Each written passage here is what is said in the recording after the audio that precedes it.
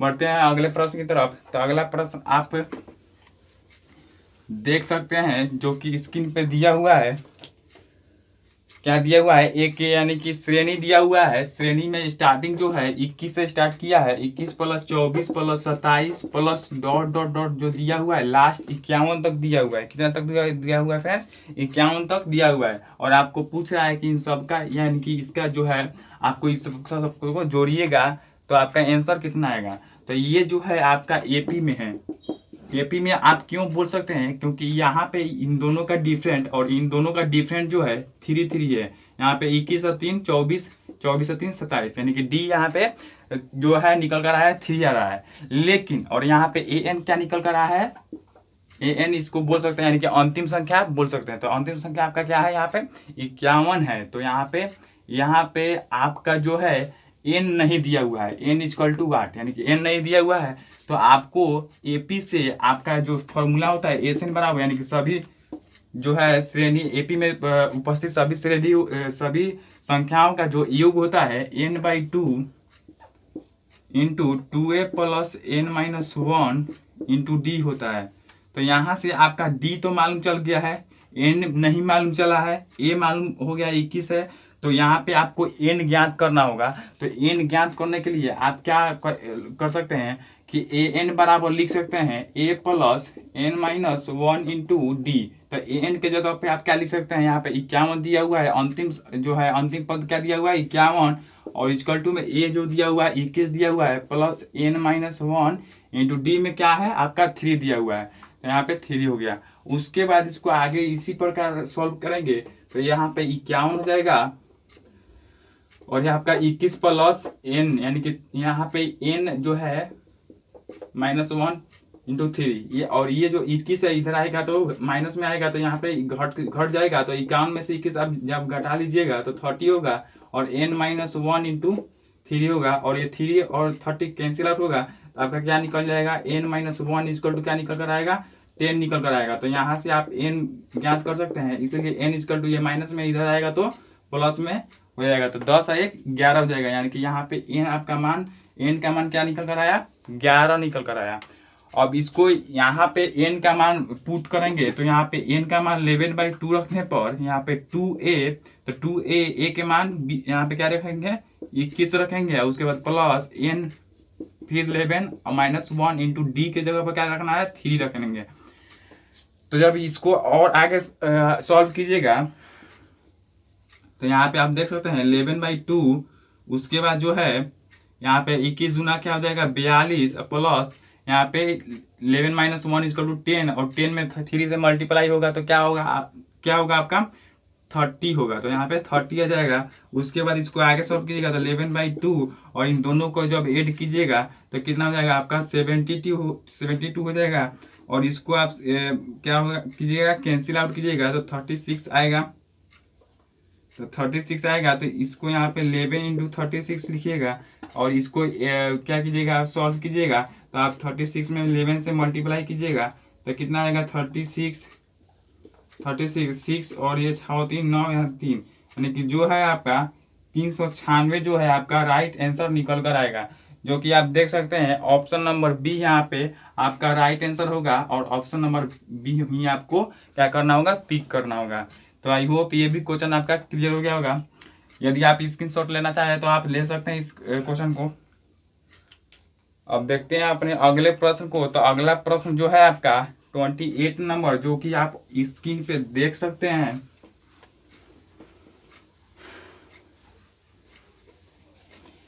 Twenty 28 number question क्या कह रहा है, यहाँ पे एक संख्या है जो एक संख्या m जो है 25 से विभाज्य है, यानी कि एक संख्या जो है m वो क्या है 25 से विभाज्य है। यदि m+5 इंटू m+1 को 25 से विभाजित किया जाता है तो शेषफल क्या होगा।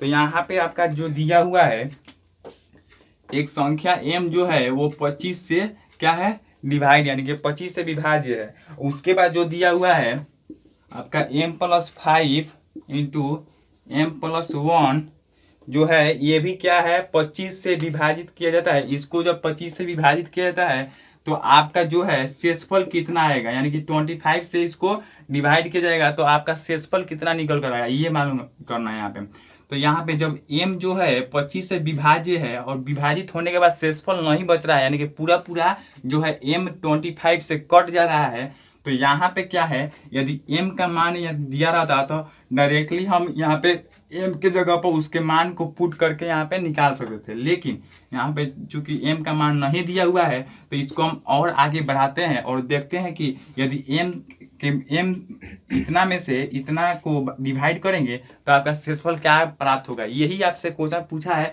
कि शेषफल क्या प्राप्त होगा। तो शेषफल ज्ञात करने के लिए इसको पहले हम मल्टीप्लाई करते हैं। तो मल्टीप्लाई कीजिएगा तो m into M equal to कितना हो जाएगा, m स्क्वायर हो जाएगा। उसके बाद m में m से मल्टीप्लाई हो गया, उसके बाद फिर से m में 1 से मल्टीप्लाई कीजिएगा तो m, उसके बाद इस 5 से दोनों में मल्टीप्लाई कीजिएगा तो 5m और 5 इंटू 1 इक्वल टू 5 बाई कितना हो जाएगा 25। अब यहाँ पे देख सकते हैं कि क्या निकल कर आया आपका m स्क्वायर प्लस m और 5m कितना हो जाएगा 6m हो जाएगा प्लस 5, यहाँ पे 25। अब यहीं पे आपका आंसर जो है आपका आ जाएगा। क्यों? क्योंकि आप जानते हैं क्वेश्चन में ही आपको बोला गया है कि m जो है 25 से विभाज्य है, तो m का स्क्वायर कितना भी कीजिएगा वो क्या है 25 से विभाजित होगा, और m का कितना भी गुणनफल होगा, कितना भी गुना होगा तो वो भी क्या होगा 25 से विभाज्य होगा। और यहाँ पे 5 जो है ये तो एक्स्ट्रा में आ रहा है, तो यहाँ पे ये जब एक्स्ट्रा में आ रहा है तो यही जो क्या होगा आपका शेषफल निकल कर आएगा। क्यों? क्योंकि यदि मान लीजिए कि 6 जो संख्या है, यदि 6 जो संख्या है ये 6 से विभाजित है तो 9 में यदि भाग किया जाएगा 6 से तो जो शेषफल आएगा वो कितना आएगा। तो इसमें तो शेषफल 0 आ रहा था, लेकिन इसमें शेषफल कितना क्या आ रहा है 3 आ रहा है। क्यों? क्योंकि आप इस 9 को किस प्रकार लिखे 6 प्लस 3 बटा 6 लिखे, यानी कि 6 को ये कैंसिल आउट कर दिया, लेकिन ये 3 क्या हुआ है एक्स्ट्रा में आया, तो यही 3 आपका क्या हो गया शेषफल आया। तो यहाँ पे 3 कर दे रहे थे जब यहाँ पे इस प्रकार का जो क्वेश्चन रहता था तब, लेकिन जब इस प्रकार का क्वेश्चन आएगा तो यहाँ पे भी तो आप यहाँ पे जब 5 एक्स्ट्रा में प्लस किया गया है तो 5 के लिए यहाँ पे जो 5 है ये एक्स्ट्रा में आया है, इसलिए ये 5 यहाँ पे आंसर हो जाएगा, यानी कि शेषफल ये हो जाएगा। तो ये जो है 25 इस m स्क्वायर को भी कैंसिल आउट करेगा और इसको भी कैंसिल आउट करेगा, लेकिन ये एक्स्ट्रा में है इसलिए ये 5 को कैंसिल आउट नहीं करेगा। और यही आपका जो है आंसर होगा जो कि आपका ऑप्शन ए में दिया हुआ है, इसलिए ऑप्शन नंबर ए जो है आपका राइट आंसर होगा। तो आई होप ये भी क्वेश्चन आपका क्लियर हो गया होगा। बढ़ते हैं अपने अगले प्रश्न की तरफ। तो अगला प्रश्न जो है आप स्क्रीन पे देख सकते हैं। अगला प्रश्न जो 29 नंबर क्वेश्चन है आपका दिया हुआ है 4.6 प्लस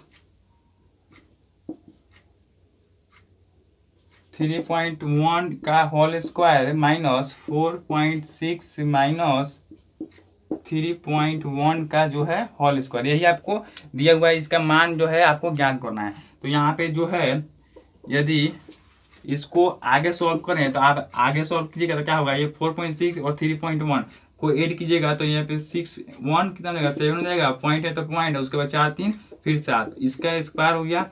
उसके बाद माइनस में 4.6 में से 3.1 माइनस कीजिएगा तो 6 में से 1 माइनस होगा तो कितना हो जाएगा 5 हो जाएगा। उसके बाद पॉइंट है तो पॉइंट, अब 4 में से 3 माइनस होगा तो कितना कितना हो जाएगा 1 हो जाएगा, और इसका होल स्क्वायर। अब यहाँ पे ये आप देखिएगा तो ये जो है आपका क्या निकल कर रहा है ए स्क्वायर माइनस बी स्क्वायर के पे बैठ रहा है। तो इसका जो फॉर्मूला होता है ए प्लस बी इंटू ए माइनस बी, यानी कि एक बार जोड़ दो और एक बार घटा दो। इसी के फॉर्मूले पर आपको यहाँ पे इसको सॉल्व कर देना है। तो यहाँ पे एक बार इसको जोड़ दीजिए और एक बार क्या कर दीजिए घटा दीजिए। तो ये 7 प्लस 7.7 प्लस क्या हो जाएगा 1.5 इंटू, इसके लिए आप इतना लिख सकते हैं 7.7 माइनस कितना हो जाएगा 1.5। तो इसको और आगे सॉल्व कीजिएगा तो यहाँ पे क्या कर सकते हैं 7.7 को प्लस कीजिएगा तो कितना होगा, यहाँ 7 5 12 और ये 7 1 8 है 9 दशमलव 1 अंक के बाद और दशमलव 1 अंक के बाद। उसके बाद ये मल्टीप्लाई में है मल्टीप्लाई, उसके बाद इस ये कितना लिख सकते हैं, इसको माइनस कीजिएगा तो 7 माइनस 5 इक्वल टू 2, और पॉइंट है तो पॉइंट, और उसके बाद 7 में से 1 जाई कितना हुई 6 हुई। उसके बाद इसको आगे सॉल्व कीजिएगा तो यहाँ पे क्या आएगा, यहाँ पे गुना कीजिएगा, अभी इसको आप गुना कर सकते हैं। तो जब गुना कीजिएगा तो कितना होगा, यहाँ पे गुना कर सकते हैं आप 9.6 में 6.2 से गुना कीजिएगा तो 2 दूना 4, 9 दूना 18 और उसके बाद 6 दूना 12 और 9 छक 54 1 57, 54 1 कितना हो जाएगा 55। तो यहाँ पे और इसको आगे सॉल्व कीजिएगा तो कितना हो जाएगा 4 और ये 8 2 10, 5 1 6 1 7 और यहाँ पे क्या होगा 5, यानी कि 57.04 जो है आपका राइट आंसर होगा, जो कि ऑप्शन नंबर डी में दिया हुआ है। इसलिए ऑप्शन नंबर डी यहाँ पे राइट आंसर होगा। ऑप्शन नंबर डी को आपको पिक करना होगा। तो आई होप ये भी क्वेश्चन आपका क्लियर हो गया होगा। यहाँ पे देखिए फ्रेंड्स, यहाँ पे जो है ये सिंपल में यहाँ पे दिख रहा है। तो यहाँ पे सिंपल में यदि आप रख के फिर इसको 7.7 का होल स्क्वायर करते हैं, यानी कि 2 बार गुना करते, इसको भी 2 बार गुना करते हैं, उसके बाद माइनस करते तो थोड़ा लंबा हो जाता है। लेकिन इस फॉर्मूले पर यदि बैठाएंगे तो एक ही बार आपको गुना करना पड़ेगा। तो एक बार जब गुना करना पड़ेगा तो आप सोल्यूशन क्या होगा, जो होगा आपका सोल्यूशन जो है शॉर्ट होगा। तो जब शॉर्ट होगा तो जल्दी क्वेश्चन बनेगा, इसलिए हमने इस फॉर्मूले पे इसको बैठाकर आप निकाला। लेकिन आप यहाँ से भी निकाल सकते हैं कि इसका स्क्वायर कर दीजिए और इसका स्क्वायर कर दीजिए, दोनों को माइनस करके आप ज्ञात कर सकते हैं। तो आई होप ये भी क्वेश्चन आपका क्लियर हो गया। यहाँ पे क्या होगा आपका ऑप्शन नंबर डी जो है आपका राइट आंसर होगा। तो बढ़ते हैं अपने अगले प्रश्न की तरफ। तो अगला प्रश्न आप देख सकते हैं,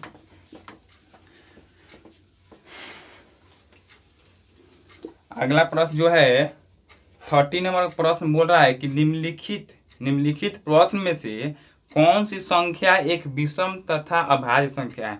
तो जो क्वेश्चन बोल रहा है उसमें बोल रहा है कि जो संख्या है वो कौन सी संख्या है, यानी कि जो 4 गो ऑप्शन दिया हुआ है, ए में दिया हुआ है 61, सेकेंड ऑप्शन में बोल रहा है कि 87 और से थर्ड में बोल रहा है 81 और डी में बोल रहा है आपका 69। ये 4 गो ऑप्शन दिया हुआ है और बोल रहा है कि इसमें से कौन जो संख्या है वो विषम अभाज्य है, यानी कि विषम भी है और अभाज्य है। तो यदि कोई भी संख्या अभाज्य है तो ऑब्वियसली कोई भी संख्या जो होगी अभाज्य होगी वो क्या होगी, विषम भी होगी। आपको ये याद रखना है कि सभी अभाज्य संख्याएं क्या होती है, विषम संख्या होती है, लेकिन सभी विषम संख्याएं जो होती है वो अभाज्य संख्या नहीं होती है। तो यहाँ पे आपको यही ज्ञात करना है कि जो है विषम तथा अभाज्य संख्या ज्ञात करना है। तो यहाँ पे ऑप्शन देखें तो 61 जो है, ए नंबर ऑप्शन में 61 जो दिया हुआ है ये क्या है आपका विषम है। 2 से मल्टीप्लाई तो नहीं होगा, यानी 2 से डिवाइड तो ये नहीं होगा, तो इसलिए क्या है विषम है। लेकिन अभाज्य क्या ये अभाज्य है? तो आप देख सकते हैं 61 जो है किसी अन्य संख्या से कटने वाला नहीं है, सिर्फ एक और अपने आप से कटने वाला है, इसलिए 61 क्या होगा, अभाज्य संख्या होगा। लेकिन ऑप्शन में और आगे बढ़ के देख लेते हैं कि यदि इससे छोटा भी कोई अभाज्य संख्या होगा तो उसको भी आपको पिक करना हो सकता है। तो बी नंबर ऑप्शन देखिएगा तो 87 जो है आपका विषम तो है लेकिन अभाज्य नहीं है। क्यों?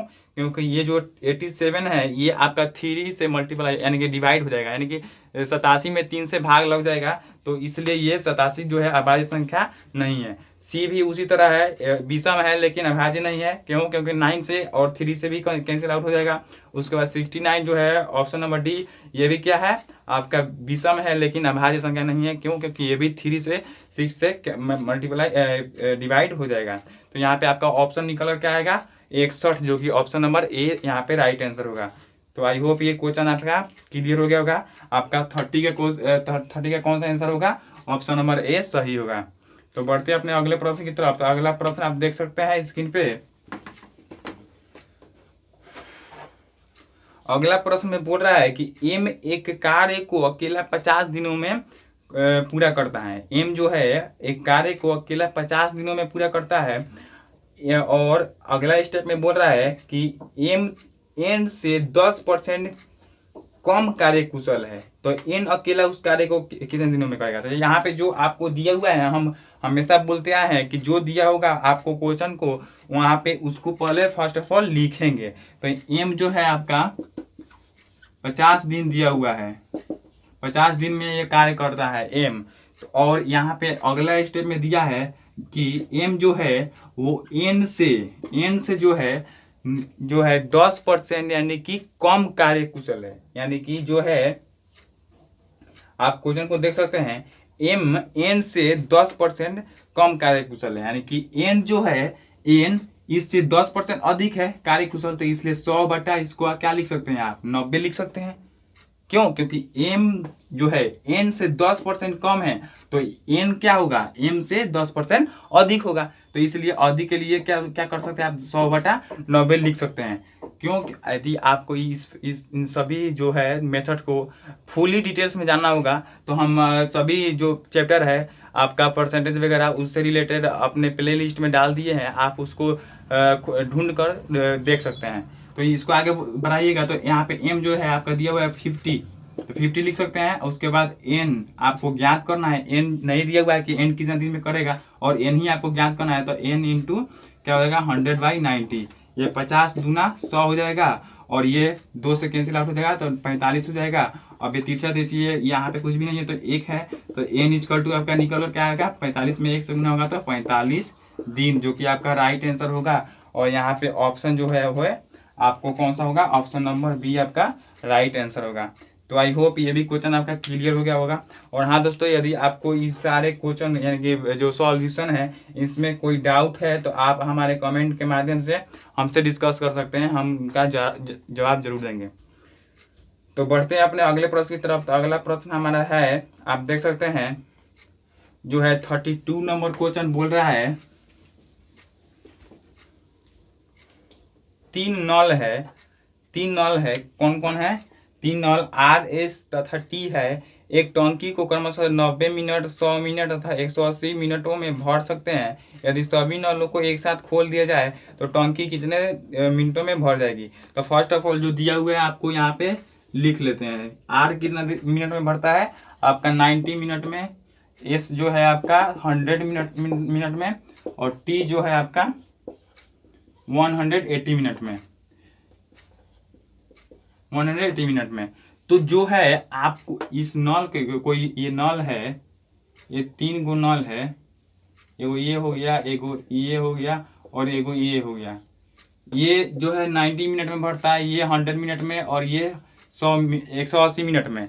और यदि इस तीनों नलों को एक साथ एक ही टंकी में खोल दिया जाए तो ये तीनों नल जो है एक ही टंकी को कितने समय में भर देंगे। तो अब सीधी बात है कि ये जो है तीनों एक साथ खुलेगी तो क्या होगा, कम समय में भरेगा। तो आपको यहाँ पे ज्ञात करना हो कि जब ये 90 मिनट में क्या कर रहा है, भर रहा है, तो और ये क्या है 100 मिनट में भर रहा है, और ये कितना मिनट में 180 मिनट में भर रहा है। तो ये आपको ज्ञात करने के लिए क्या होगा, जब तीनों को ऐड कीजिएगा तो ये आपको x ज्ञात करना है। क्यों, क्योंकि यदि तीनों एक साथ खुल रहा है तो तीनों जो है एक बार में यानी कि एक साथ खुलकर कितने मिनट में भरेंगे। तो पूरा टंकी भरने का समय है बटा ये जो है 1 मिनट जो आर है वो भर रहा है। तो आर कितना मिनट में भर रहा है, 90 मिनट में, तो 1/90 लिख सकते हैं। उसके बाद x बटा कितना लिख सकते हैं, 100 लिख सकते हैं। उसके बाद x बटा 180 लिख सकते हैं। बराबर कितना है, एक ना भर रहा है, एक ड्रम भर रहा है, इसलिए 1 लिख सकते हैं। तो इसको आगे सॉल्व कीजिएगा तो ये तीनों का क्या होगा, एलसीएम कितना निकल कर आएगा आपका, आप निकालिएगा एलसीएम। तो यहाँ पे आपका जो है एलसीएम कितना हो जाएगा, 180 360 3600 होगा 900। तो यदि आप यहाँ पे तीनों का एलसीएम निकाले तो यहाँ पे आप निकाल सकते हैं। यहाँ पे 90 100 और 180 का एलसीएम कितना होता है, 900 होगा, आप निकाल कर देख सकते हैं। उसके बाद ये बाटा का जोड़ जैसे बनाया था उस तरह बनाइएगा तो क्या हो जाएगा 10x हो जाएगा। उसके बाद प्लस में आपका 9x हो जाएगा। उसके बाद 900 में 180 से डिवाइड कीजिएगा तो आपका कितने बार में कैंसिल आउट होगा, 5 बार में, तो 5x हो जाएगा। और बराबर में क्या है, एक काम है तो इसलिए एक काम।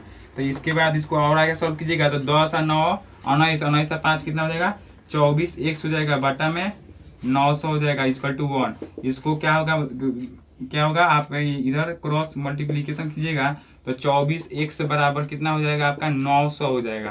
तो x बराबर यहाँ पे आपका क्या निकल के आएगा 900 बटा 24। इसको डिवाइड कीजिएगा, क्या होगा डिवाइड कीजिएगा 900 में 24 से आप डिवाइड कीजिएगा तो आपका जो आएगा वो 37.45 आएगा। क्या 37 पॉइंट आपका कितना निकल कर आएगा, 5 आएगा। कितना आएगा 5, जो कि आप ऑप्शन देख सकते हैं। ऑप्शन नंबर कितना है आपका, ऑप्शन नंबर आपका यहाँ पे बी नंबर ऑप्शन में दिया हुआ है, तो इसलिए आपका ऑप्शन नंबर बी यहाँ पे राइट आंसर होगा। यहाँ पे 9 में 24 से भाग कीजिएगा तो 37.5 आपका निकल कर आएगा। तो इस क्वेश्चन को आप इस तरह सॉल्व कर सकते हैं। तो आई होप ये भी क्वेश्चन आपका क्लियर हो गया होगा। बढ़ते हैं अपने अगले प्रश्न की तरफ। तो अगला प्रश्न आप देख सकते हैं।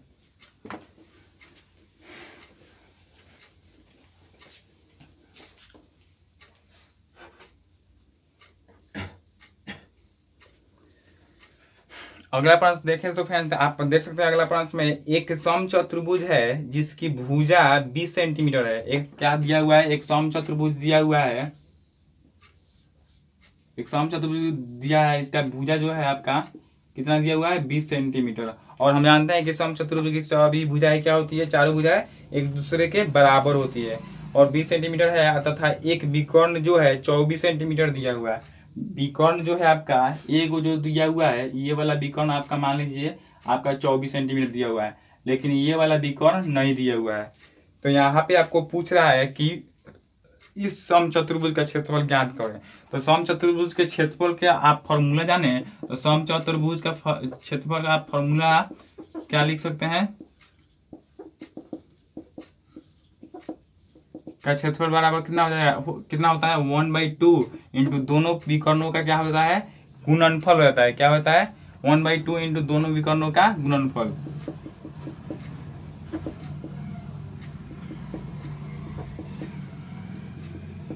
दोनों विकर्णों का गुणनफल होता है।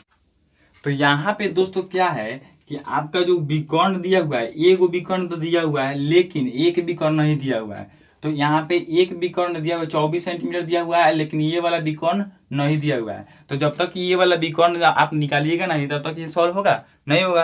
तो यहाँ पे आपको दूसरा वाला विकर्ण निकालना पड़ेगा। तो एक थ्योरम है, एक प्रमेय है जो कि आप जानते होंगे कि 4a² जो होता है, यानी कि 4 जो है 4 गुने भुजा स्क्वायर, यानी कि समचतुर्भुज का जो भुजा होता है, भुजा का स्क्वायर बराबर जो होता है आपका क्या होता है, ये दोनों विकर्णों के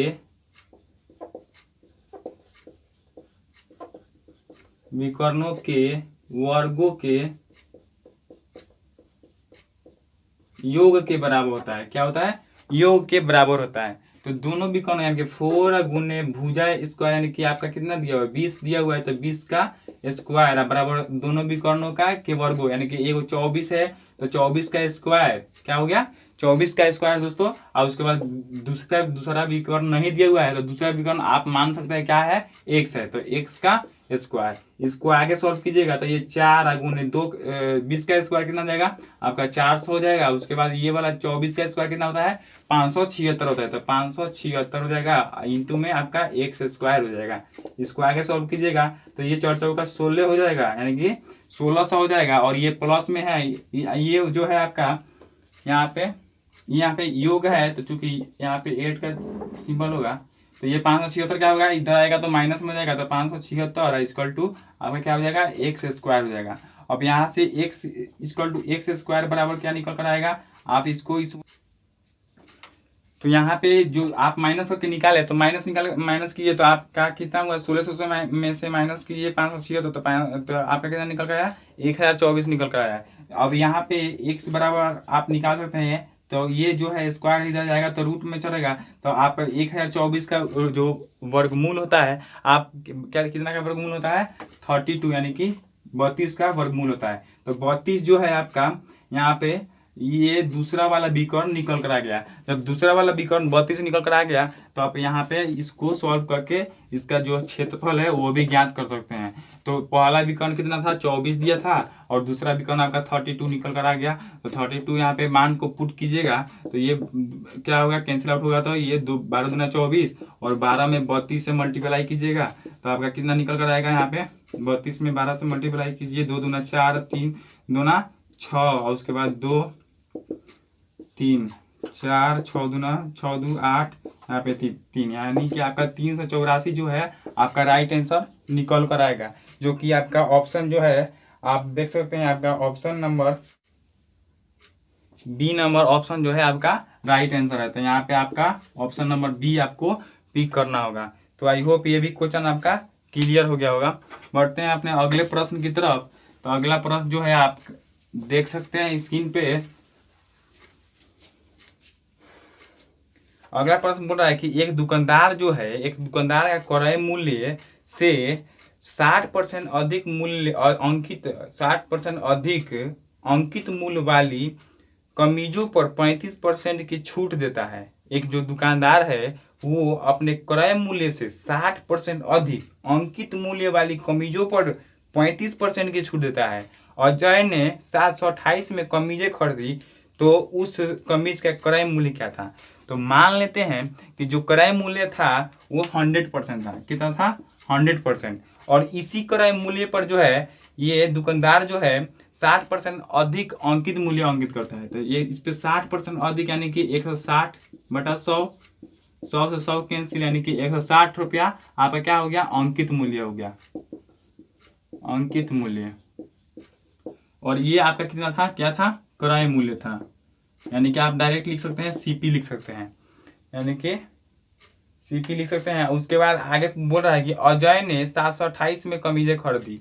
तो ये जो है आपका अंकित मूल्य पर, फिर बोल रहा है कि इस अंकित मूल्य पर जो है 35% छूट देता है। तो 35% छूट के साथ जो है अजय अपना क्या खरीदा होगा? कमीज खरीदा होगा। तो 160 पर यानी कि अंकित मूल्य पर 35% का छूट, यानी कि 65 बटा आप क्या लिख सकते हैं? 100 लिख सकते हैं, बराबर आप क्या लिख सकते हैं? 728 लिख सकते हैं। क्यों? क्योंकि आप यहाँ पे देखें तो आप देख सकते हैं कि अंकित मूल्य यानी कि 160 तो आपका अंकित मूल्य निकल गया था। इस अंकित मूल्य पर 35% डिस्काउंट पर आपका जो है सामान बेचा जा रहा है। तो जब सामान उतना में 65% के डिस्काउंट पे बेचा जा रहा है, तो वो जो डिस्काउंट निकल कर आएगा वही ना कमीज का मूल्य होगा, और वही ना दुकानदार उस कमीज को खरीदा होगा। तो यहाँ पे 728 के बराबर ये हो जाएगा। तो यहाँ से आपका क्या निकल कर आएगा? ये जो है ये और ये कैंसिल आउट हो जाएगा। तो और ये 8 दूना 16 और ये 5 दूना 10, और यहाँ पे क्या हो जाएगा? 13 पचे 65, यानी कि आपका कितना निकल कर आया? 104%। ये पूरा परसेंट है। क्यों? क्योंकि यहाँ पे 100 भी आप क्रय मूल्य जो था आप 100% ही मानकर चले थे। तो परसेंट 104% बराबर आपका कितना निकल कर आया? 728। तो यहाँ से 1% का मान आपका क्या निकल जाएगा? 728 बटा 104। इसको कैंसिल आउट कीजिएगा तो आपका कितना बार में कट जाएगा? 7 बार में कट जाएगा। क्योंकि 728 और एक में 7 से मल्टीप्लाई कीजिएगा तो 728 हो जाएगा। यानी कि 104 में 7 से मल्टीप्लाई कीजिए, आपका 728 निकल कर आएगा। तो यहाँ पे 7 जो है 1% का मान निकला। तो इसलिए आपका क्रय मूल्य जो है आपका पूछ रहा है, और अंतिम में आप देख सकते हैं कि कमीज का क्रय मूल्य जो था वो क्या था। तो क्रय मूल्य आप क्या माने हैं? क्रय मूल्य आप 100% माने हैं। तो 1% का मान 7 है, तो 100% का मान आपका कितना हो जाएगा? 7 गुने 100 हो जाएगा, जो कि आपका राइट आंसर होगा 700। यानी कि ऑप्शन आपका देखें तो ऑप्शन नंबर बी आपका राइट आंसर होगा, और ऑप्शन नंबर बी ही आपको पिक करना होगा। तो आई होप ये भी क्वेश्चन आपका क्लियर हो गया होगा। यदि आप स्क्रीनशॉट लेना चाहें तो आप ले सकते हैं। तो बढ़ते हैं अपने अगले प्रश्न की तरफ। तो अगला प्रश्न आप देख सकते हैं स्क्रीन पे जो है दिया हुआ है। अगले प्रश्न बोल रहा है, तो देखें दोस्तों, तो आप अगले प्रश्न को आप पढ़ सकते हैं कि स्क्रीन पर जो दिया हुआ है कि किसी वस्तु का क्रय मूल्य उसके अंकित मूल्य का 90% है। यानी कि जो सीपी दिया हुआ है उसके अंकित मूल्य का 90% है। यानी कि अंकित मूल्य जो है अंकित मूल्य का 90%, यानी कि आपका कितना हो जाएगा? 90/100, इतना इसका परसेंट है। इसके बराबर है अंकित मूल्य पर 1% की छूट देने के पश्चात लाभ क्या होगा? तो यहाँ पे मान लेते हैं कि जो है सीपी आपका क्या निकल कर आ जाएगा। यदि माने कि अंकित मूल्य 100 है, आप जो सामान रखे हैं उस सामान का अंकित मूल्य आप 100 रखे हैं, तो इसका जो है 90% यानी कि 100% इसको मान के चले हैं, तो 90% इक्वल टू यानी कि 90/100। तो यहाँ पे ये कैंसिल आउट हो जाएगा। तो ये 90 जो है आपका सीपी निकल कर आएगा। और यहाँ पे आपका अंकित मूल्य कितना निकल कर आया था? क्यों? यहाँ पे 100 यानी कि 100 निकल कर आया था। 100 निकल कर नहीं आया था, इसको आप माने थे तो 100 मान के चलिए, यानी कि अंकित मूल्य आपका 100 था, तो आपका क्रय मूल्य कितना निकल कर आया? 90 निकल कर आया। यहाँ पे ये आपको मालूम चल गया। लेकिन इसके बाद जो है आपका बोल रहा है कि अंकित मूल्य पर 1% की छूट देने के पश्चात, यानी कि इस 100 पर ही 1% यदि छूट दिया जाए, 100 पर ही 1% यानी कि 99/100 छूट हो गया। एंड छूट जब बोल रहा है तो 100 में से माइनस करेंगे और अधिक मूल्य पर कहेगा तो आपको 100 में प्लस करके रखना होगा। यदि बोलता कि 10% अधिक पर तो यहाँ पे 110 रहता, लेकिन बोल रहा है कि 1% छूट पर, तो इसलिए आप क्या होगा 100 में से 1 माइनस कीजिएगा तो 90 99 रख के आपको लेकर चलना पड़ेगा। तो 99/100 हो गया और ये 100 कैंसिल आउट हो जाएगा और यहाँ पे 99 जो है आपका क्या निकल कर आएगा 90 आया। अब 90 जो आप सीपी रखे तो आपका कितना आया 99 आया। तो आपका जो लाभ कितना निकल कर आया 9 रुपया लाभ हो रहा है, यानी कि 9 रुपया माने यार 9% मांगे तो लाभ परसेंट बराबर क्या होता है 9 लाभ, यानी कि 9 गुने 100 अब आटा क्या होता है आपका क्रय मूल्य। तो ये 90 पर ना आप लेकर चले हैं तो 90 आपका क्रय मूल्य हुआ। तो ये 9 में से ये कितना बार में कितना हो गया 10 बार में, और ये 10 10 100 यानी कि 10% आपका जो है आपका राइट आंसर निकल कर आएगा।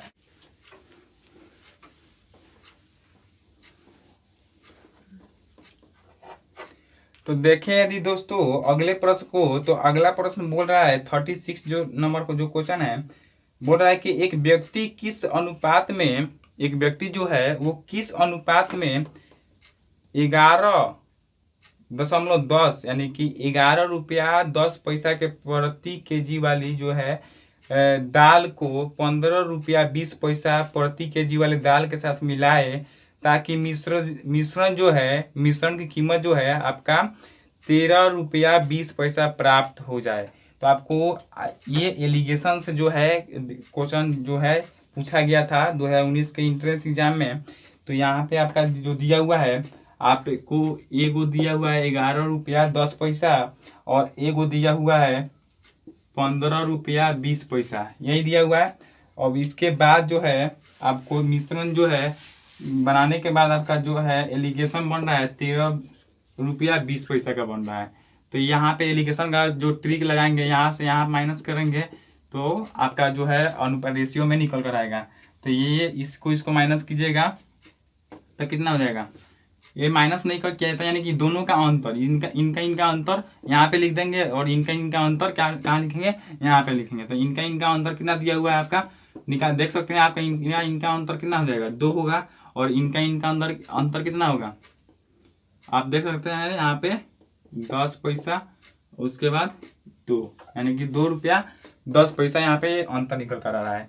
तो ये 2 रुपया 10 पैसा और ये 2 रुपया, लेकिन ये वाला जो है आपका आंसर टाइप का निकल कर आ रहा है, लेकिन ये वाला जो है आपका आंसर नहीं दिया हुआ है।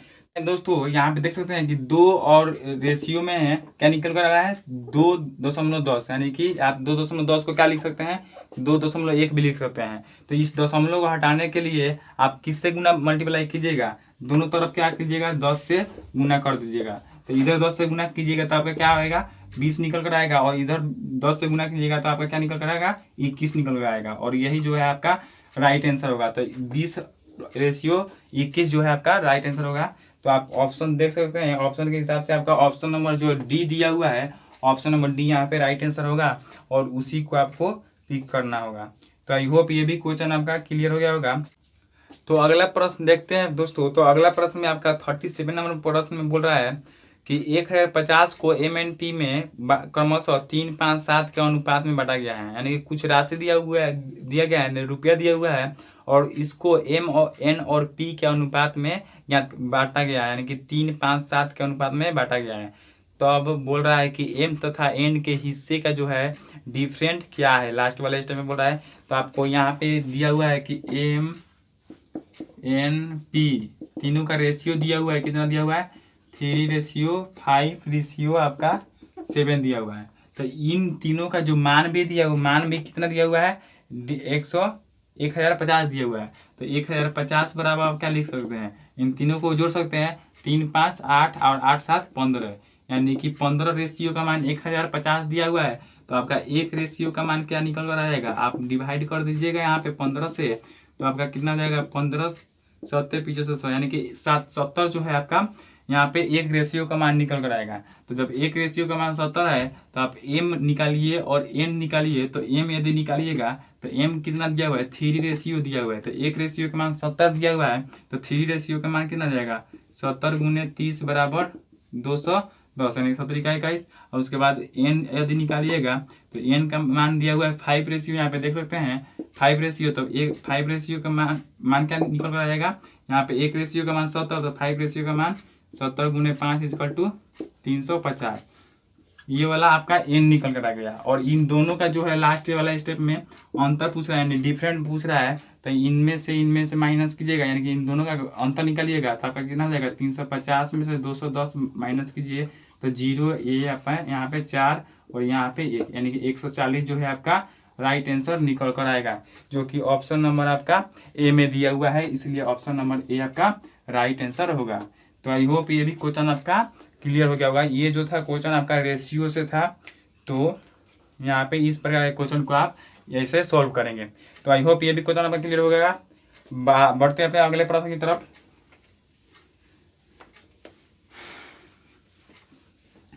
तो अब आप अगला प्रश्न को देखें, तो अगला प्रश्न को देख सकते हैं, आपका जो है एवरेज से दिया हुआ है 38 नंबर क्वेश्चन कि 12 संख्याओं का औसत जो है 15 है, यदि एक संख्या जो है 41 को भी शामिल कर लिया जाए तो इन 13 संख्याओं का औसत जो है वो क्या होगा। तो जो है पहले जो है 12 संख्याओं का औसत बोल रहा है कि 12 गो का जो है औसत आपका दिया हुआ है, संख्या ये हो गया आपका औसत हो गया, 12 गो का औसत 15 है, तो यहाँ पे टोटल का हिसाब निकाले तो टोटल क्या हो जाएगा, टोटल जो होगा आपका कुल कितना हो जाएगा, कुल संख्याओं की संख्या, तो 12 में 15 से मल्टीप्लाई कर देंगे तो 180। क्यों, क्योंकि यदि 12 गो का औसत जो 15 है तो टोटल यदि नंबर निकालना होता है तो आप क्या करते हैं 12 इंटू 15 करते हैं, तो यहाँ पे 180 हो जाएगा। उसके बाद बोल रहा है कि एक और जो संख्या है जो 41 है वो भी शामिल कर लिया जाए तो आपका जो है 13 संख्याओं का औसत जो है क्या होगा। तो आपको 13 संख्याओं का औसत पूछ रहा है, तो यहाँ पे औसत के सामने x मान लेते हैं, और ये जो 13वां संख्या है वो कितना है आपका 41 है, तो यहाँ पे 41 ऐड कर लेते हैं, तो यहाँ पे 1 और 8 4 12 और यहाँ पे 2 यानी कि 221 आ रहा है। तो यहाँ पे जो है आपका क्या है 13x हो जाएगा, यानी कि यदि टोटल को निकालेंगे तो टोटल को निकालने के लिए यहाँ पे क्या किए थे 12 इंटू 15 किए थे तो 180 आया था। तो यहाँ पे टोटल को निकालने के लिए आप क्या करेंगे 13 इंटू x करेंगे तो टोटल निकल कर आएगा, और लेकिन टोटल जो है आपका निकल कर आ गया है, कितना दिया हुआ है 221 है, इसलिए यहाँ पे टोटल के जगह पर 221 लिख सकते हैं। इसको आगे सॉल्व कीजिएगा तो x बराबर क्या आएगा आपका 221/13। अब इसको क्या कीजिएगा कैंसिल आउट कीजिएगा तो 13 एकम 13, तो 13 एकम 13 और 13 91, जो कि x बराबर आपका कितना निकल कर आ गया आपका 17 निकल कर आ गया, जो कि आपका राइट आंसर है। यानी कि जो x है आपका 13 संख्याओं का जो औसत निकल कर आएगा आपका 17 आएगा। और आपका यहाँ पे ऑप्शन को बताएं तो ऑप्शन आपका यहाँ पे डी नंबर ऑप्शन सही होगा। तो आई होप ये भी क्वेश्चन आपका क्लियर हो गया होगा। बढ़ते हैं अपने अगले प्रश्न की तरफ। यदि आप एक स्क्रीनशॉट लेना चाहें तो आप स्क्रीनशॉट पॉज करके वीडियो को ले सकते हैं। अगला प्रश्न को देखते हैं। तो अगला प्रश्न आपका बोल रहा है कि 96 लीटर दूध बेचकर एक व्यक्ति जो है 24 लीटर दूध के क्रय मूल्य के बराबर जो है लाभ कमाता है, यानी कि लाभ प्राप्त करता है, तो उसका लाभ परसेंट क्या है। तो आप यहाँ पे आपको दे दिया हुआ है, क्या क्या दिया हुआ है पहले यहाँ पे जानेंगे कि जो है दूध दिया हुआ है, यानी कि विक्रय जो है बेचता है कितना बेचता है और जी कितना लाभ कमाता है। तो आपका लाभ परसेंट बराबर कितना होता है, लाभ परसेंट बराबर लाभ गुने 100/क्रय, यानी तो यहाँ पे आप क्या कर सकते हैं, यहाँ पे लाभ गुने 100/क्रय। तो लाभ के लिए आप क्या लिख सकते हैं, लाभ के लिए यहाँ पे लाभ कितना हुआ है आपका 24 लीटर, तो 24 गुने 100 बट आपका क्रय कितना हुआ है, यानी कि जो आप दूध लिए थे वो कितना था, वो 96 था। तो यहाँ पे ये वाला कैंसिल आउट हो जाएगा, तो 24 में कितना बार में कैंसिल आउट होगा 4 बार में, और ये 100 को भी डिवाइड कीजिएगा तो 25 बार में, यानी कि 25% जो है आपका राइट आंसर निकल कर आएगा। तो यहाँ पे जो है आपका 25% यानी कि ऑप्शन नंबर जो है आपका सी राइट आंसर होगा। तो आई होप ये भी क्वेश्चन आपका क्लियर हो गया होगा। बढ़ते हैं अपने अगले प्रश्न की तरफ। तो अगला प्रश्न आप देख सकते हैं स्क्रीन पे।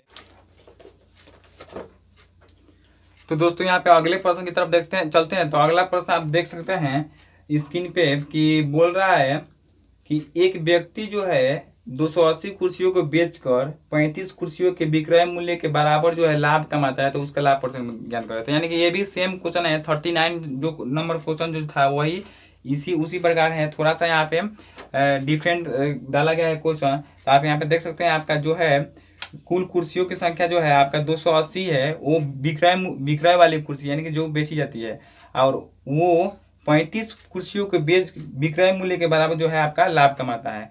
तो यहाँ पे आपका क्रय मूल्य क्या हो जाएगा, क्रय वाला, यानी कि आप यहाँ से क्रय कुर्सी यानी कितना कुर्सी को खरीदा,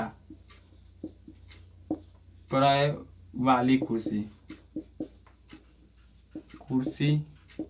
की संख्या आप बोल सकते हैं, उसको निकालने के लिए यानी क्रय वाली कुर्सी को निकालने के लिए आप क्या कर सकते हैं, 280 में से क्या कर सकते हैं आप, यहाँ पे 280 दिया हुआ है इसलिए 280 में से आप कितना कीजिएगा, माइनस कीजिएगा 35। तो आप 35 माइनस कीजिएगा, कहते हैं आप है 4 यहाँ पे 2 यानी कि 245 निकल कर आएगा। अब कुछ भी नहीं करना है, आपका वही लाभ वाला फॉर्मूला याद कर सेट कर देना है। तो लाभ परसेंट बराबर क्या आपका क्या होता है, लाभ गुने 100 बटा क्रय, यानी कि क्रय वाला जो कुर्सी है वही। तो लाभ कितना हुआ है, 3500 कुर्सी लाभ हुआ है, और 100 गुने क्रय कितना है, 245 जो है आपका क्रय है।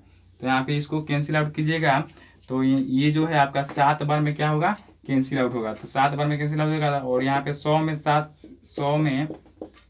से भाग कीजिएगा तो 14.2 समथिंग आपका आएगा, जो कि ऑप्शन नंबर यहाँ पे बी है, यानी कि 14.28%, यानी कि 14.28% यहाँ पे राइट आंसर होगा। और यहाँ पे ऑप्शन की बात करें तो ऑप्शन नंबर बी यहाँ पे आपको क्लिक करना होगा। तो यहाँ पे ऑप्शन नंबर बी आपका राइट आंसर होगा। स्क्रीनशॉट लेना चाहे तो आप ले सकते हैं। तो आई होप ये भी क्वेश्चन आपका क्लियर हो गया होगा। यदि नेक्स्ट क्वेश्चन देखा जाए तो आप देख सकते हैं नेक्स्ट प्रश्न की जो बोल रहा है कि 41 नंबर क्वेश्चन है, 41 नंबर क्वेश्चन बोल रहा है कि एक व्यक्ति जो है 8 महीने में अपनी आय का 64% बचाता है, यानी कि 8 महीने में जो है आपका है 8 महीने में 8 मंथ में आपका 64% बचाता है। क्या बचाता है, 64% बचाता है। वह उतनी ही राशि जो है 4 महीने में बचाना चाहता है, तो उसे अपनी मासिक बचत कितने परसेंट से बढ़ानी होगी, यानी कि वही जो है आपका 4 माह में बचाना चाहता है। तो यहाँ पे 8 मंथ में इतना है, तो 1 मंथ में आपका कितना हो जाएगा, 64/8, यानी कि 8/8 यानी कि 8% बचाना चाहेगा। 1 महीने में कितना बचा रहा है, 8%। तो यहाँ पे आपको बोल रहा है कि ये 4 महीने में बचाना चाहता है, 4 ही महीने में यानी कि 4 मंथ में ही ये 64% का 64% बचाना चाहता है। पहले वाले के अनुसार 4 मंथ का क्या कितना हो जाएगा, 8 × 4 यानी कि 32 हो जाएगा। तो ये जो है 32 हो रहा है, यानी कि 4 मंथ में जो है 32% ही आ रहा है, लेकिन आपको कितना चाहिए, 64% चाहिए। तो 64% के लिए आपको यहाँ पे क्या आ रहा है फ्रेंड्स, 32 आ रहा है, लेकिन यहाँ पे आपको चाहिए कितना, 64%। तो 64% लाने के लिए आपको क्या करना होगा, 2 से मल्टीप्लाई करना होगा, यानी कि 2 गुना। तो आप समझ सकते हैं कि यानी कि 100% आपको और चाहिए। ये तो 100% है, और यदि 100% इसको मिल जाता तो क्या हो जाता, 64% के बराबर हो जाता। इसलिए आपका 100% जो है आपका राइट आंसर होगा। और ऑप्शन देखें यहाँ पे, तो ऑप्शन नंबर सी जो है आपका यहाँ पे राइट आंसर निकल कर आएगा। तो आई होप ये भी क्वेश्चन आपका क्लियर हो गया होगा। ये दोस्तों ये शॉर्ट में जो है क्वेश्चन बनाया गया है, तो ज़्यादा घबराने की बात नहीं है। यदि 1 बाई 1 करके आपको टाइप बाई टाइप पढ़ना है, तो आप हमारे जो है प्ले लिस्ट में जाकर सारे वीडियो को आप देख सकते हैं। उसमें हर चैप्टर को 1 बाई 1 करके बताया गया है। तो यहाँ पे दोस्तों यदि अगला प्रश्न देखें, तो अगला प्रश्न 42 नंबर क्वेश्चन बोल रहा है कि एक व्यक्ति जो है अपनी आय का 65% खर्च करता है। तो यानी कि 65% जब खर्च करता है, खर्च बराबर कितना दिया हुआ है, 65%। तो आपका बचाता कितना होगा, यानी कि यहाँ पे आप बचत भी निकाल सकते हैं। बचत कितना होगा यहाँ पे 35%, क्यों, क्योंकि पूरा जो टोटल आय जो है, आय आप कितना मान कर चलेंगे, आय 100% मान कर चलेंगे। तो 100% यदि आय है तो खर्च होगा 65%, तो बचत कितना हो जाएगा 35%। 35% बचत कैसे निकला, 100 में से 65 माइनस के है तभी निकला। तो यहाँ पे आगे देखते हैं, तो आगे बोल रहा है कि तथा बाकी बचाता है, यानी कि जो बचाता है वो कितना परसेंट, 35%। आप यहाँ पे निकाल लिए। उसके बाद जो बोल रहा है क्वेश्चन में, यदि उसकी आय जो है 65% से बढ़ती है यदि आय, तो आय जो है यहाँ पे कितना दिया हुआ है, 100 दिया हुआ है। कितना दिया हुआ है आय आपका, 100 दिया हुआ है। तो 100 जो है आपका कितना परसेंट से बढ़ रहा है, 25% से बढ़ती है तथा खर्च भी 20% से बढ़ता है। तो आपका जो निकालना है उसकी बचत में कितना परसेंट का परिवर्तन हुआ है। तो यहाँ से पहले बचत का परसेंट निकालने के लिए, प्रतिशत परिवर्तन निकालने के लिए आपको क्या मालूम होना चाहिए, वो बढ़ने के बाद जो है आपका कितना हो रहा है। तो यहाँ पे यदि आय 25% से बढ़ रहा है तो यानी कि आपका 100 पे इस आय पे 25% बढ़ रहा है, तो 125 बटा आपका कितना हो जाएगा 100। तो नया जो है आपका कितना हो जाएगा आय कि यहाँ पे 100 कैंसिल हो जाएगा, 125 हो जाएगा। 125 जो है आपका नया वाला जो है निकल कर आय आ गया। अब ये बोल रहा है कि यदि उसी पुराने बचत पे जो है 20% जो है खर्च बढ़ जाता है, तो यहाँ पे 65 पे 120 यानी कि 20% यानी कि 120 बटा 100 लिख सकते हैं, कैंसिल आउट हो जाएगा। यहाँ पे 6 दूना 12 और 5 दूना 10, ये पे 13 पचे 65 यानी कि 13 का 78, जो कि आपका नया वाला क्या होगा, खर्च होगा। ये वाला जो है नया वाला अभी वाला खर्च है, और ये वाला जो है अभी वाला यानी कि नया वाला आय है। तो यहाँ पे आगे जो बोल रहा है कि उसकी बचत में कितना परसेंट का परिवर्तन होगा, तो उसकी बचत में अब यहाँ पे कितना परसेंट परिवर्तन होगा। तो यहाँ पे नया वाला आय निकल गया और यहाँ पे नया वाला खर्च निकल गया। तो आपका नया वाला जो है आपका बचत का परिवर्तन कितना निकल कर आया, यहाँ पे 125 में से आपका माइनस हो जाएगा 100 जो है 78, तो वो क्या होगा आपका राइट आंसर होगा। क्यों, क्योंकि यहाँ पे आय में से खर्च घटाएंगे तो आपका कितना निकल कर आएगा बचत। यानी कि यदि आप मानिए कि 10 रुपया जो है आप कमा रहे हैं और 5 रुपया खर्च कर दे रहे हैं, तो आपका बचत क्या हो रहा है, 5 रुपया हो रहा है। क्यों, क्योंकि 10 में से आप 5 माइनस किए, इसलिए यहाँ पे क्या हो जाएगा 125 में से आपको 78 माइनस करना होगा। तो आप माइनस कीजिएगा तो 15 में से 8 घटेगा तो कितना जाएगा 7, और उसके बाद यहाँ पे 11 में से 7 घटेगा तो आपका क्या हो जाएगा 4, यानी कि आपका बचत निकल कर आएगा। तो इसके बाद भी जो है आपको यहाँ पे प्रतिशत परिवर्तन बोल रहा है कि पहले वाले बचत के साथ प्रतिशत परिवर्तन क्या है। तो इसके साथ जो है प्रतिशत परिवर्तन, तो यहाँ पे 47% आया था, यहाँ पे 35% आया था। तो इन दोनों का जो परिवर्तन है कितना का है, तो जो है आपका बचत परिवर्तन होगा, परिवर्तन परसेंट जो होगा आपका, यहाँ पे इसको माइनस कीजिए तो कितना होगा 12, यानी कि 12 गुने 100 अब बटा आपका कितना हो जाएगा 35 हो जाएगा। कितना होगा 35 हो जाएगा। तो यहाँ पे आपको ये वाला आप जब कैंसिल आउट कीजिएगा नहीं रहेगा 5 सते 35, और ये जो होगा 5 दूना 10 यानी कि 20। यहाँ पे एक ये जो है आपको आप भाग कीजिएगा इसको, तो यहाँ पे कितना आएगा 240 बटा 7 आएगा, और इसको आप कैंसिल आउट कीजिएगा तो 240 में 7 से भाग कीजिएगा तो आपका कितना आ जाएगा 70 का 21 और 7 का 28, और उसके बाद 7 दूना 14 और 7 8 56 यानी कि 34.28 समथिंग आएगा, जो कि आपका ऑप्शन जो है यहाँ पे ऑप्शन नंबर बी यहाँ पे आ रहा है। तो इसलिए ऑप्शन नंबर बी यहाँ पे आपका राइट आंसर होगा, ऑप्शन नंबर बी ही आपको पिक करना होगा।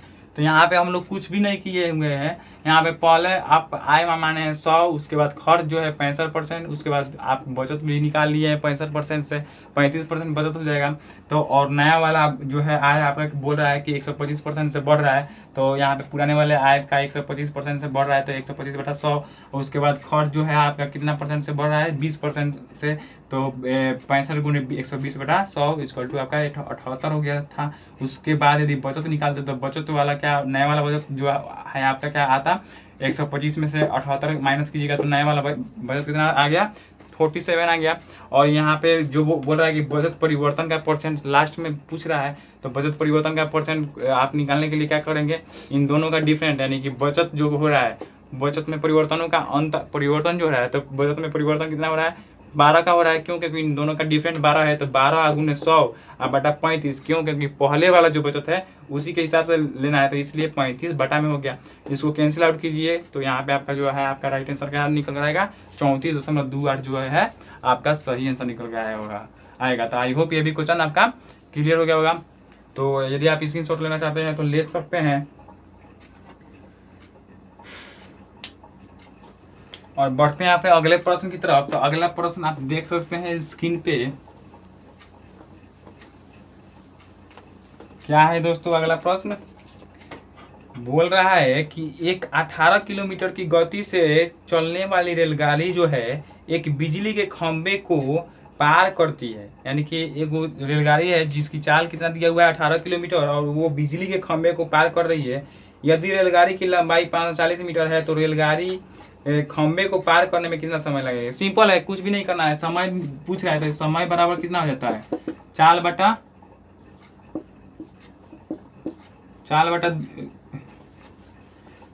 तो सिंपल है, कुछ भी नहीं करना है। तो यहाँ पे समय बराबर क्या हो जाता है? दूरी बटा क्या हो जाता है? दूरी बटा चाल। तो आपका दूरी यानी कि आपका यहाँ पे बोल रहा है कि ये जो है रेलगाड़ी एक खंभा को पार कर रही है। तो ये मान लीजिए कि एक जो है एक खंभा हो गया और यहाँ से एक रेलगाड़ी आ रही है, तो ये रेलगाड़ी जो है यहाँ से यहाँ तक जब ऐसे जाएगी, इस खंभे को पार करेगी, तो ये रेलगाड़ी जो है ये अपनी पूरी लंबाई जो है आपका पार करेगी। यानी कि अपनी ही लंबाई पार करेगी। इस खंभे की लंबाई थोड़ी है, यानी कि ये इतना चौड़ा थोड़ी है कि ये पूरा इतना तक पार करते आएगी। तो आप इसको लीजिएगा, यानी कि लंबाई जो है सिर्फ रेलगाड़ी का होता है, खंभा का जो नहीं होता है। प्लेटफॉर्म जो होता है तो प्लेटफॉर्म में उसका भी लंबाई होता है और रेलगाड़ी का भी लंबाई होता है। इसलिए दोनों के लंबाई को जोड़कर उसका दूरी निकालते हैं। तो यहाँ पे दूरी की बात करें तो आपको दूरी रेलगाड़ी को कितना पार करना है? अपनी लंबाई के बराबर दूरी पार करना है। तो रेलगाड़ी की लंबाई कितना दिया हुआ है आप देख सकते हैं क्वेश्चन में, 540 मीटर। तो यहाँ पे 540 मीटर आपको पुट कर देना है। उसके बाद चाल जो है आपका दिया हुआ है 18 किलोमीटर पर हावर। तो यहाँ पे 18 किलोमीटर पर हावर में दिया हुआ है। तो यहाँ पे जो है ये मीटर में दिया हुआ है और ये पर आवर में दिया हुआ है। तो इसको भी आपको मीटर पर सेकंड में चेंज करना होगा। तो जब चाल को मीटर पर सेकंड में चेंज करते हैं तो क्या करते हैं? 5/18 से गुना कर देते हैं। तो यहाँ पे 5/18 से यानी कि 18 यहाँ से गुना करेंगे तो यहाँ पे 18 से 18 कैंसिल आउट हो जाएगा। उसके बाद 540 में 5 से भाग करेंगे तो आपका क्या निकल कर आएगा? यहाँ पे 15/50 और यहाँ पे 15/40, 108 जो है आपका कितना निकल क्या आएगा? सेकेंड निकल कर आएगा। यानी कि 108 जो है आपका सेकेंड में आएगा। तो यहाँ पे ऑप्शन देखें तो यहाँ पे ऑप्शन नंबर जो है सी जो है राइट आंसर है। 108 सेकेंड आपका यहाँ पे आंसर होगा। तो आई होप ये क्वेश्चन आपका क्लियर हो गया होगा। आप यदि स्क्रीनशॉट लेना चाहें तो ले सकते हैं। और बढ़ते हैं अपने अगले प्रश्न की तरफ। तो अगला प्रश्न आप देख सकते हैं स्क्रीन पे 44 नंबर बोल रहा है कि एक 100 मीटर लंबी रेलगाड़ी। अब देखिए यहाँ पे दोस्तों ये 44 नंबर क्वेश्चन सेम जो है 43 नंबर क्वेश्चन के सेम है। तो यहाँ पे इसमें ज़्यादा आपको प्रॉब्लम नहीं होना चाहिए। यहाँ पे बोल रहा है कि एक जो है 100 मीटर लंबी रेलगाड़ी जो है एक 800 मीटर लंबे पुल को पार करती है। तो यहाँ पे जो है पुल को पार कर रही है। और तो पुल यदि है तो पुल की तो लंबाई भी होती है, तो इसलिए यहाँ पे उसकी लंबाई दिया हुआ है। लेकिन वहाँ पे खंभा का जो है लंबाई नहीं होता है, इसलिए वहाँ पे खंभा का लंबाई जो है वहाँ पे नहीं दिया था। तो वहाँ पे खंभे का लंबाई को नहीं लिए थे। तो यहाँ पे जो है आपको पूछ रहा है कि 100 मीटर लंबी रेलगाड़ी जो है एक 800 मीटर लंबे पुल को पार करती है। यदि रेलगाड़ी की जो है गति 30 किलोमीटर है तो पुल पार करने में कितना समय लगेगा? तो यहाँ पे भी आपको समय पूछ रहा है। तो समय बराबर क्या होता है? आप यहाँ पे देखे थे दूरी बटा चाल। तो दूरी के जगह पर आप क्या लिख सकते हैं? जब ये पुल को पार करेगी, जैसे मान लीजिए कि ये वाला जो है पुल हो गया और यहाँ से जो है रेलगाड़ी अपना चलना स्टार्ट कर रही है। तो जब यहाँ से रेलगाड़ी चलना स्टार्ट कर रही है तो ये जो है पुल है, इस पुल के पूरे लंबाई के साथ अपनी भी लंबाई को पार करेगी। इसलिए इन दोनों के लंबाई को क्या कर देंगे? ऐड कर देंगे। तो दोनों की लंबाई को ऐड करेंगे तो पहली के यानी कि पुल का जो लंबाई दिया हुआ है आपका 100 दिया हुआ है और रेलगाड़ी की लंबाई आपका 800 दिया हुआ है। और बाटा में आपका चाल कितना दिया हुआ है? यहाँ पे 30 किलोमीटर पर आवर चाल दिया हुआ है। तो 30 किलोमीटर यहाँ पे चाल लिख सकते हैं। तो यहाँ पे बटा में हो गया। और वो जो दिया हुआ है दूरी आपका मीटर में दिया हुआ है, इसलिए इसको भी आपको मीटर पर सेकंड में चेंज करना होगा। तो मीटर पर सेकंड में चेंज करने के लिए 5/18 से क्या होगा? आपका मल्टीप्लाई होगा। तो यहाँ पे क्या कितना निकल कर आ गया आपका? 100 और 800 कितना हो जाएगा? 900 हो जाएगा। और ये जो है आपका ऊपर में 18 चला जाएगा, ये वाला जो है 18 ऊपर चला जाएगा, यहाँ पे कितना हो जाएगा? 150 हो जाएगा। तो ये कैंसिल आउट, और ये 15 छक्का 90 और 18 में 6 से गुना कीजिएगा तो 18 छक 108, जो कि आपका आंसर होगा। तो यहाँ पे भी आंसर 108 ही सेकंड होगा, और ये सेकंड में होगा। और यहाँ पे ऑप्शन देखें तो यहाँ पे ऑप्शन नंबर बी यहाँ पे राइट आंसर होगा, इसी को आपको पिक करना होगा। तो आई होप ये भी क्वेश्चन आपका क्लियर हो गया होगा। यदि इस क्वेश्चन में कुछ भी वगैरह डाउट वगैरह होगा तो ये आप कमेंट के माध्यम से हमसे डिस्कस कर सकते हैं। तो बढ़ते हैं अपने अगले प्रश्न की तरफ।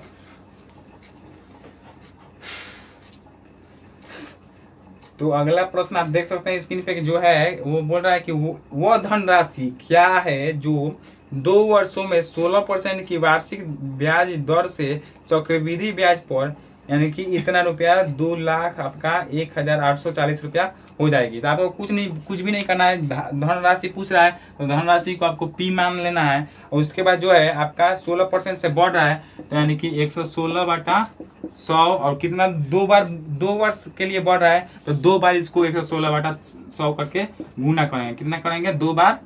यदि 3 वर्ष के पूछता तो 3 वर्ष के लिए आपको 3 बार गुना करना पड़ता। 2 वर्ष पूछ रहा है इसलिए 2 वर्ष गुना करें, और उसके बाद ये किसके बराबर हो जाता है, यानी कि मिश्रधन पूरा कितना निकल कर आ रहा है आपका 2120840, यही वाला आपका निकल कर आ रहा है। यानी कि ये जो बढ़ रहा है ये बढ़कर कितना हो जा रहा है 2,01,840 जो है आपका हो जा रहा है। तो आपको यहाँ पे कुछ भी नहीं करना है, अब इसको कैंसिल आउट करना है। तो कैंसिल आउट कीजिएगा तो ये वाला जो है आपका, और ये वाला 25 चौका 100, और इसको 4 से भाग कीजिएगा तो 4 से भाग कीजिएगा तो कितना होगा 4 दूना 8 और 4 9 36। उसी तरह इसको भी 29 और ये 25 हो गया।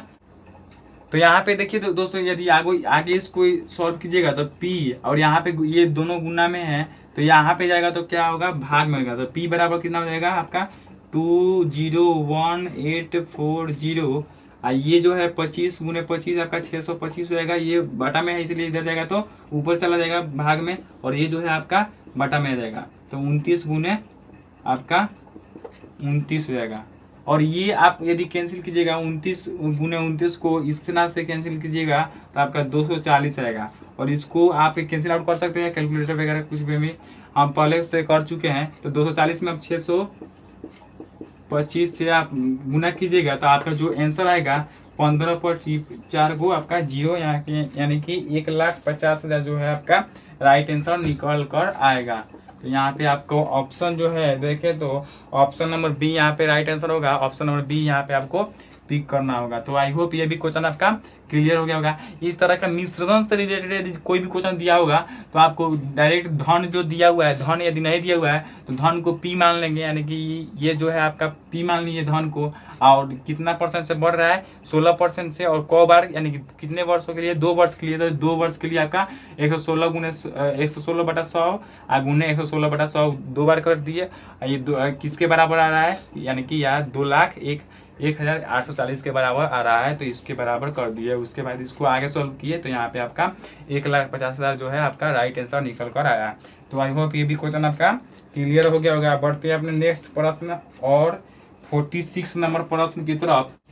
तो दोस्तों यदि अगला प्रश्न की तरफ देखें तो अगला प्रश्न हमारा जो है आपका 46 नंबर क्वेश्चन जो बोल रहा है कि दो संख्याएं जो है 3 और 4 के रेशियो में है, यदि उनका लघुत्तम समवर्धक 240 है तो दोनों संख्या में से छोटी संख्या क्या है। तो यहाँ पे आपका दो संख्या है, दो संख्या का रेशियो दिया हुआ है 3:4 और एलसीएम भी दिया हुआ है आपका 240, लेकिन एचसीएफ जो है नहीं दिया हुआ है, यानी कि आपका एचसीएफ जो है यहाँ पे नहीं दिया हुआ है। तो एचसीएफ आप क्या मान सकते हैं, एक्स मान सकते हैं। तो ये जो एलसीएम होता है इन दोनों संख्याओं के जो है गुणनफल के बराबर होता है, यानी कि एलसीएम जो है कॉमन फैक्टर जो होता है ये एचसीएफ होता है, लेकिन एलसीएम जो होता है क्या होता है, सबसे अधिकतम संख्या होती है, और इन दोनों का जो है डिविजनल नंबर होती है वो होती है। तो ये दोनों संख्याओं का ये जो है इन दोनों संख्याओं से क्या होगा, इसमें भाग लगेगा।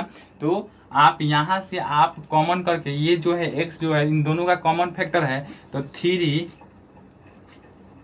× 4 × x के माध्यम से आप x का मान यहाँ पे मालूम कर सकते हैं। एक्स का मान जो यानी कि HCF का मान जो है आपका मालूम हो सकता है। क्यों? क्योंकि दोनों का कॉमन फैक्टर है, इसलिए यहाँ पे मल्टीप्लाई में x हो गया और इन तीनों का गुणनफल क्या होता है आपका LCM के बराबर होता है। तो x बराबर यहाँ पे क्या हो जाएगा 3 चौका 12, तो 12 दूना 24 यानी कि 20 जो है आपका x बराबर निकल कर आएगा, यानी HCF आपका क्या निकल कर आएगा 20। तो यहाँ पे क्या निकल कर आएगा आपका x का मान निकल कर आएगा, यानी कि आपका HCF मालूम चल गया। तो HCF यानी कि 20 आपका निकल कर आया। तो HCF जो होता है दोनों का कॉमन फैक्टर होता है, यानी कि दोनों का कॉमन होता है, तो इसलिए ये दोनों में ये 20 विद्यमान होगा। तो इसलिए आपका ये वाला कितना हो जाएगा 20 तिहाई 60 और ये वाला कितना हो जाएगा 20 चौका 80। तो 60 और 80 जो है आपका दोनों संख्याएं होगी और इन दोनों संख्याओं का क्या वो बोल रहा है का आपका जो है दोनों में से छोटी संख्या कौन है। तो आपका छोटी संख्या कौन सा निकल कर आ रहा है 60 जो है आपका छोटी संख्या है, जो कि आपका ऑप्शन नंबर यहाँ पे सी में दिया हुआ है। तो इसलिए ऑप्शन नंबर सी आपका राइट आंसर होगा। आपका ऑप्शन नंबर सी ही आपको पिक करना है। तो आई होप ये भी क्वेश्चन आपका क्लियर हो गया होगा। बढ़ते हैं अपने अगले प्रश्न की तरफ। तो अगला प्रश्न जो है थोड़ा लंबा है लेकिन काफी आसान है, बोले तो काफी आसान है।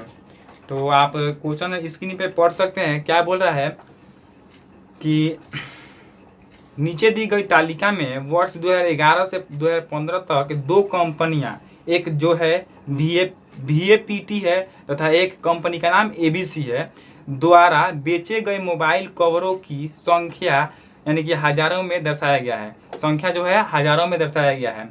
तो यहाँ पे आप डायग्राम देखें तो 2011 में VAPT और ABC दोनों का दिया हुआ है, 2012 में VAPT और ABC दोनों का दिया हुआ है, 2013 में भी दिया हुआ है, 2014 का भी दिया है और 2015 का भी दिया हुआ है। तो देखते हैं first of all first question क्या बोल रहा है।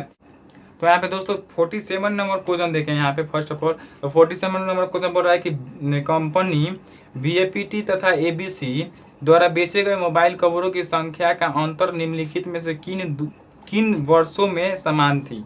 तो फर्स्ट ऑप्शन देखते हैं। तो फर्स्ट ऑप्शन बोल रहा है कि 2012 और 2013।